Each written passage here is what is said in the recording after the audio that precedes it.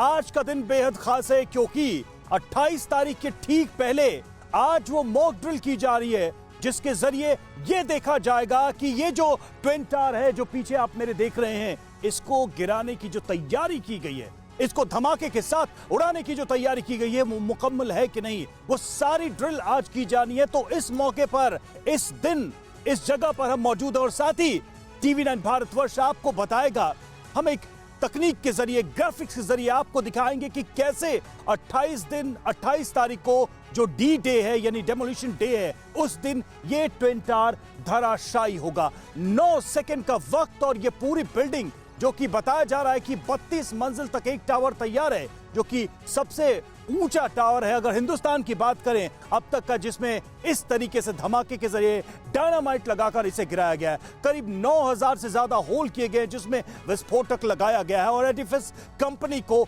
यह जिम्मेदारी दी गई है। बहरहाल जो बिल्डिंग करप्शन के बूते, नियमों की अनदेखी करके कानून को ताक पर रखकर खड़ी की गई, सारी आपत्तियों को दरकिनार करके खड़ी की गई, उसके गिरने का वक्त नजदीक आ रहा है। और जैसे जैसे एक एक दिन बीत रहा है वैसे वैसे ये तैयारियां भी अपने अंतिम चरण पे पहुंच चुकी हैं।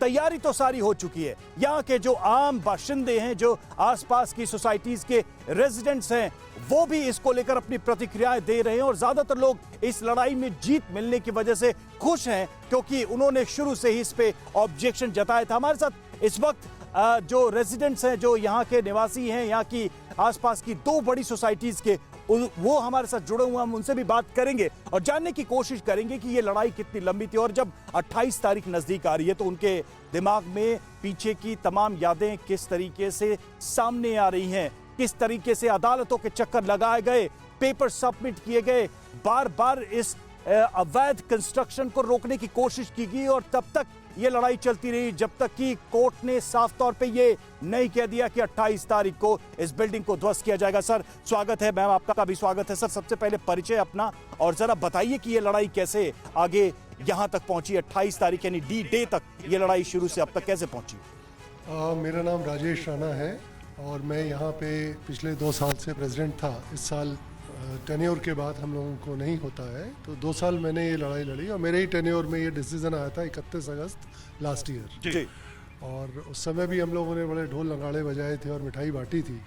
आपने सही कहा है कि बहुत लंबी लड़ाई थी। 2010 से पहले हम हाई कोर्ट गए, उससे पहले कई बार हमने अथॉरिटी को भी रिक्वेस्ट की थी। ये क्या बन रहा है हम लोगों को पता नहीं, क्योंकि ये ग्रीन एरिया था। As a matter of fact हम लोगों से तो PLC ली गई। मैं उसी टावर में हूँ जो सबसे नज़दीक है इस बिल्डिंग के, एस्टर 2। ठीक। और आप किस सोसाइटी में इस बिल्डिंग? सुपरटेक एमराल्ड कोर्ट में हूँ। एमराल्ड में है, ठीक। एमराल्ड कोर्ट में मैं वहीं का ही प्रेसिडेंट था पिछले साल भी और उससे पहले भी। तो ये लड़ाई को हम लोगों ने तो बनते हुए भी जितनी तकलीफ़ें हुई हैं वो तो जग जाहिर है ही हैं। और जब अथॉरिटी से भी रिक्वेस्ट की थी हम लोगों ने कि इसका डिटेल दिया जाए, इवन जो PIL हम लोगों ने डाला था उसमें भी अथॉरिटी ने सुपरटेक से पूछा कि क्या इनके रिकॉर्ड्स इनको दिए जाएँ। जब हमें कुछ नहीं मिल रहा था then we move to the high court, और हाई कोर्ट में जब हमें रिलीफ मिला तो obviously Supertech move to the supreme court as a petitioner. ठीक। लेकिन वो लड़ाई भी काफ़ी लंबी चली। सर मुझे ये बताइए कि कई लोग ये सवाल उठा रहे, कल भी हम बात कर रहे थे, इसके पहले भी जब हमने बात की, कई लोग ये सवाल उठा रहे थे कि दरअसल ये बिल्डिंग किसी नियम की अनदेखी की नहीं बल्कि एक करप्शन और एक पूरे चेन के मिली भगत का ही नतीजा था, जिसकी वजह से ये इसे आज फाइनली कोर्ट में गिरना पड़ा और अब ये असल में भी गिर रहा है। आप इसको कैसे देखते हैं? करप्शन या फिर सिस्टम से लोगों की मिली भगत या फिर बिल्डर की मनमानी? देखिए, करप्शन का जहाँ तक सवाल है वो तो बिल्कुल विजिबल है, एविडेंट है। इतनी बड़ी बिल्डिंग बन गई, अगर नियमों की अनदेखी ना की होती और बिल्डर एक स्ट्रांग ना होता इतना तो इस स्टेज तक पहुंचती नहीं, शुरू में ही रुक जाती जब हमने रिक्वेस्ट की थी। ठीक है। हाई कोर्ट का ही जो हम लोगों को रिलीफ मिला था वही इटसेल्फ काफ़ी होता। इसका सुप्रीम कोर्ट में मूव करना और उसके बाद रिलीफ मांगना, और जो नहीं दिया गया, justice was denied for him, ठीक है, डिलेड फॉर अस। लेकिन यही है कि कहीं ना कहीं तो देयर इज समथिंग, कहते हैं ना, दाल में कुछ काला ज़रूर था और उसका ही ये नतीजा है कि इतनी बड़ी बिल्डिंग बन गई, जो आज एक न्यूज़ बन गई है कि जब ये धराशायी हो रही है। ठीक है।